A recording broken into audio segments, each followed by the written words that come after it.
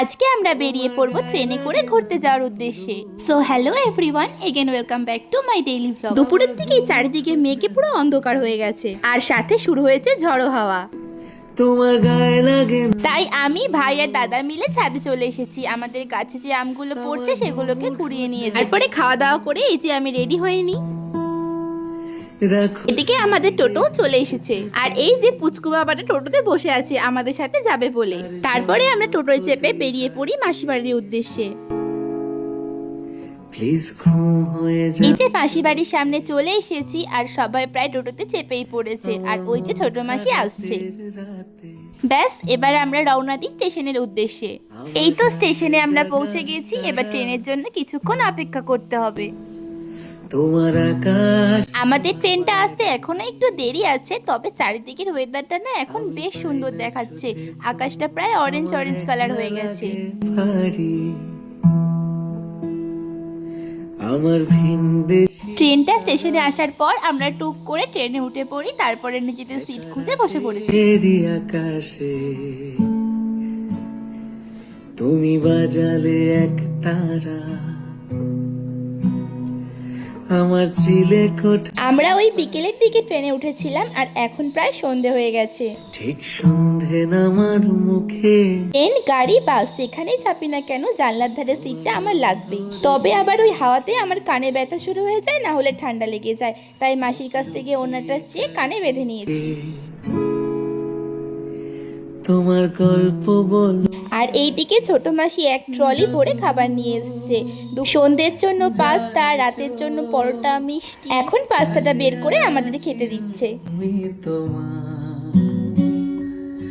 আজ নয় কাল হোক এটা দেখতেই কতটা টেস্টি লাগছে, তাই না? অন্ধকার তুমি অভিমানী হেঁটে যাবে জানি স্বপ্নের সেই মিছিল আসলে কিন্তু হবে না।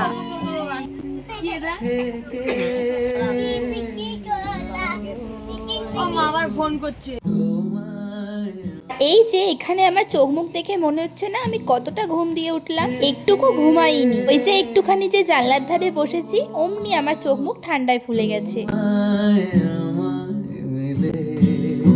তারপরে মাসি এক এক করে আমাদের রাতের ডিনারটা দিয়ে দেয়, যার মধ্যে ছিল পরোটা, আলু ভাজা, ঘুগনি।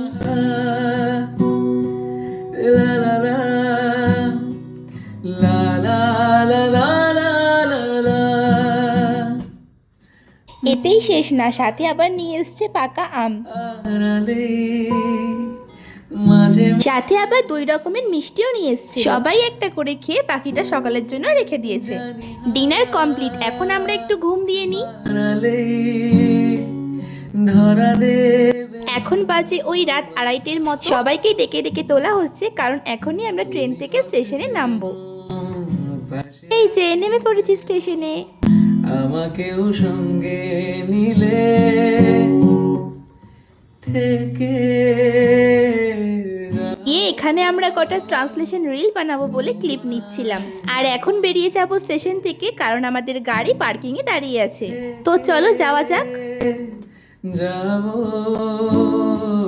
তোমায় আমায় মিলে যত দূর যায় চোখ পাশে আছি আমি তোমার আজ নয়। যাওয়ার পথে আমার ভাইকে বলেছিলাম একটা ভিডিও করে দিতে, আর ও এই দেখো এই ভিডিওটা আমাকে করে দিয়েছে। কেউ ওকে একটা নোবেল ছুড়ে মারো, এত সুন্দর ভিডিওটা যে করে দিয়েছে আমাকে। তুমি অভিমানী হেঁটে যাবে জানি স্বপ্নের সেই মিছিলে। এখন প্রায় ভোর হয়ে গেছে, তাই এখানে মেশো আর ভাই মিলে একটু এক্সারসাইজ করছে। তোমায় আমার মিলে থেকে যাব তোমায় আমার মিলে। তো চলো আজকের মতো এটুকুই, বাকিটুকু দেখাচ্ছি নেক্সট ব্লগে। আজকের মতো টাটা।